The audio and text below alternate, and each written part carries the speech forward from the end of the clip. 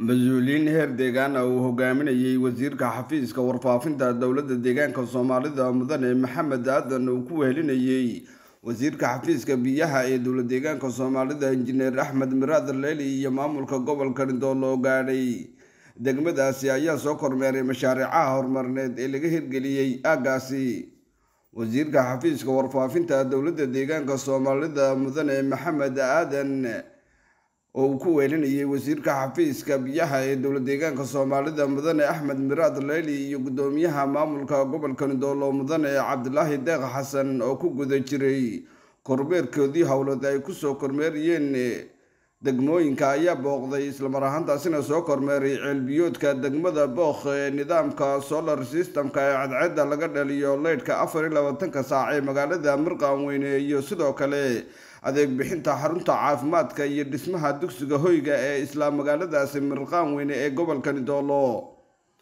Mas'uuliyiinta ayaa intii ay ku guda jireen kormeerkan howlada ay ku soo mariyeen guud ahaanba degmooyinka gobolka Ndoolo ayay ugu hurgalayeen habsami u socodka mashaariicaha iyo adeeg bixinta xarumaha bulshada. dhinaca kalena waxay kulamo isugu jira talo bixino iyo jihooyin ku aadan dardargelinta howlaha shaqo iyo dhaadhicinta qorshayaasha xisbiga barwaaqo la yeesheen hogaaminta degmooyinka ay soo kormeeriyeen heerarkooda kala duwan.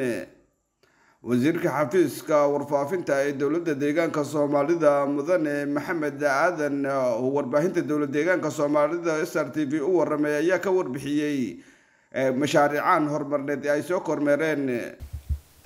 bismillaahir rahmaanir rahiim. saad ogsoontihiin waxaan ku guda jirnay socdaalkii ama kormeerkii gobolladan u kala baxnay oo ku saabsanaa taageerada iyo taakuleenta iyo dabagalka lagu sameeyay guud ahaan adeeg bixinta dawladeed ee ka jirta gobolkaas. waxaan noogu jiray dhirbeeris in la sameeyo maadaama xilli roobaadkii hadda wardheer ay ka mid tahay ama gobolka Doolo xilligii roobka heliyeen ay ka mid tahay. dhirbeeris baan ka sameynay dugsiga sare ee degmada Booq, sidoo kale xarunta caafimaadka, sidoo kalena meelo kala duwan oo qabaleeyada in dhirbeeris guud aan ka sameynay.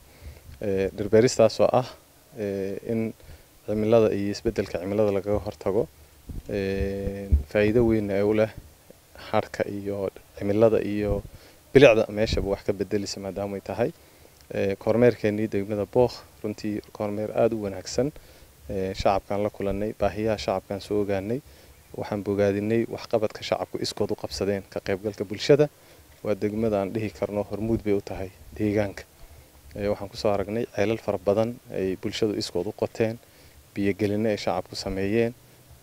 taan waxaan dhihi karaa runtii miisaaniyadda dawladdu hayso kaliya lagama baahi bixi karo haddaan la iscaawin haddayna bulshaduna ka qayb qaadan. marka taas tusaale weyn bay u tahay Booq.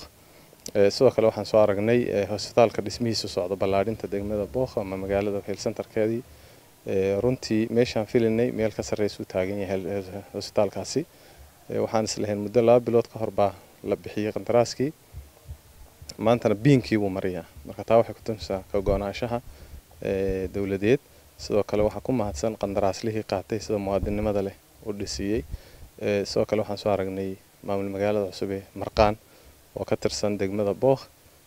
halkaana waxaan ku soo aragnay runtii horumar fara badan, shaqooyin fara badan oo ka socda, mahadnaq fara badan oo shacabku hayaan. qaab dhismeedkii la sameeyay inuu cadaalad yahay way ku faraxsan yihiin, wayna soo dhaweeyeen.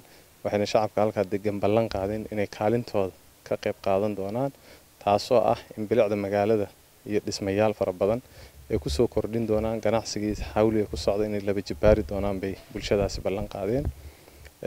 runtii kormeerkeenu wuxuu ahaa kormeer guuleystay oo wax badan laga faa'iideystay.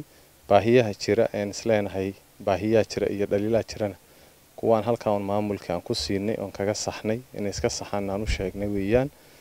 culays badan oo biyaad hadda ma jiro guud ahaan markaad aragto gobolku waa barwaaqo. meel markaad aragto roobku ku yar yahay marka laga reebo xilligana waa xilligii barwaaqada ahaa.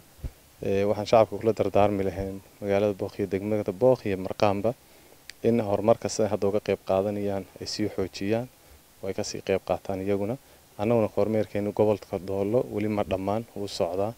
hadda aan ku sugannahay magaalada Wardheer waxbaa noogu dhiman halkaan hadduu ilaahay shaqooyinkeena halkaasaan kasii wadi doonaa.